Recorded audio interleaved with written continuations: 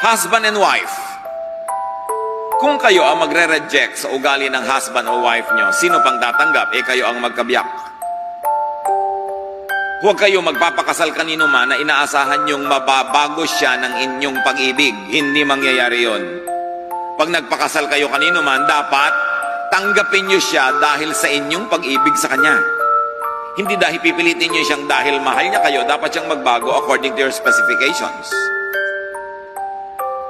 Kung kayo'y may asawa na, pag-aralan ninyong ma-appreciate at mamahal, maging ang ugali niyang sa simula'y ayaw nyo. Huwag niyong pagburin ang sarili nyo at ang inyong asawa para siya magbago according to what you like. Kasi wala namang nagtatagumpay sa pagpapabago sa asawa. Meron ba? Bakit nananatil ang mag-asawang magkasama? Hindi dahil nabago ko siya according to my wishes, kundi dahil tinanggap ko siya. At hindi dahil hindi siya nagkakamali, kundi dahil pinapatawad ko pag nagkakamali siya. This is the way of Jesus. Yun ang ministry ng pamilya, tanggapin ang bawat isa. Mahalin. Ang Kristiyano, minamahal, tinatanggap ang kapwa, at ipinapasa Diyos kung paano madedevelop ang kapwang ito.